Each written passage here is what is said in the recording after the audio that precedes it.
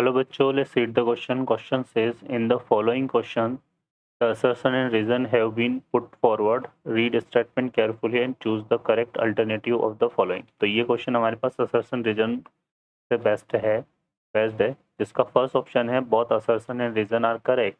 Reason is correct explanation of assertion. Assertion and reason are correct, but reason not correct explanation of assertion. Assertion is true, reason is false. Assertion false, reason is true. ठीक है।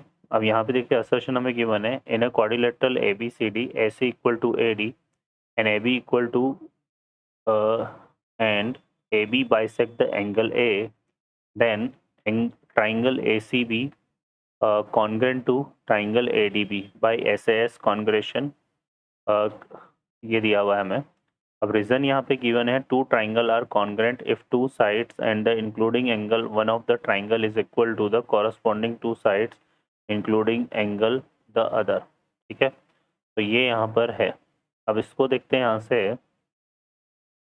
तो इस question के लिए जो की concept है वो देख लेते हैं यहाँ से हम। की कॉन्सेप्ट, तो की कॉन्सेप्ट में अगर हम बात करें तो यहाँ पर हम इसकी बात कर रहे हैं ए से एस कॉन्ग्रेंसी की। ठीक है, एस से एस कॉन्ग्रेंसी की जो है हम बात यहाँ पर कर रहे हैं। ठीक है बच्चों, तो एस एस कॉन्ग्रेंसी में देखो क्या होता है। यहाँ पर इसका जो स्टेटमेंट है वो है if two triangle are congruent, if two triangle are congruent, if two side and the included angle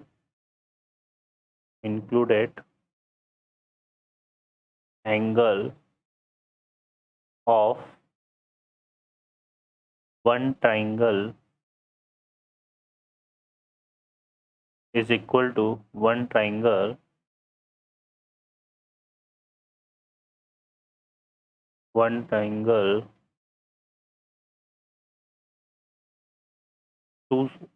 triangle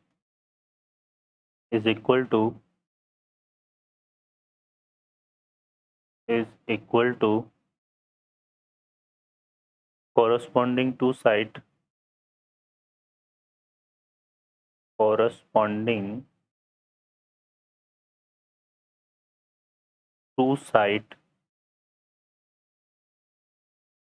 and two sides and included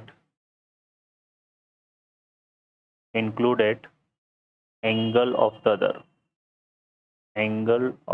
other।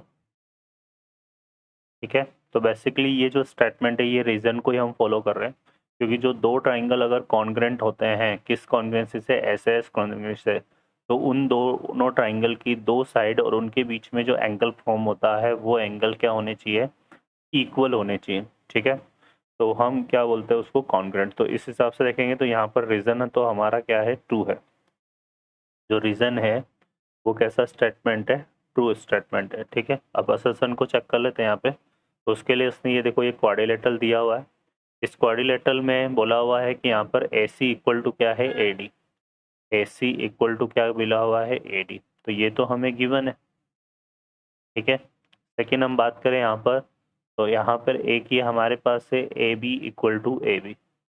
अब A B equal to A B मतलब ये क्या है, एक तरह से कॉमन साइड है दोनों ट्राइंगल की, कॉमन साइड। ठीक है ना, हम किसकी बात कर रहे हैं यहाँ पे, triangle A B C and triangle A B D. ठीक है, तो A B equal to A B क्या है, कॉमन साइड है दोनों में। और अगर हम देखें यहाँ से तो angle C A B equal to angle B A D. ठीक है, क्यों इक्वल है, क्योंकि यहाँ पर देखो क्वेश्चन में क्या बोला हुआ है कि ए बी जो है, यहाँ पे बोला हुआ है हमें क्या, A B is bisector of angle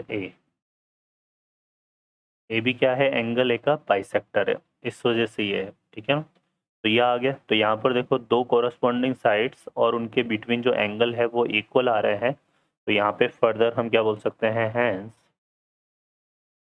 hence triangle ABC congruent to triangle ABD, है ना, बाई S से S कॉन्ग्रेंसी। ठीक है, तो ये हमारे पास है। तो यहाँ पर इसका मतलब ACB और ADB यही पूछा था, है ना, ACB और ADB। तो यहाँ से हम बोल सकते हैं बच्चों कि ये जो असर्शन है ये भी कैसा स्टेटमेंट है, ट्रू स्टेटमेंट है।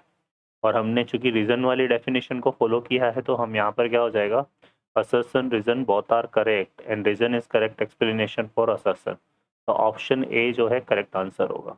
ओके बच्चों, I hope you understand well, best of luck, thank you.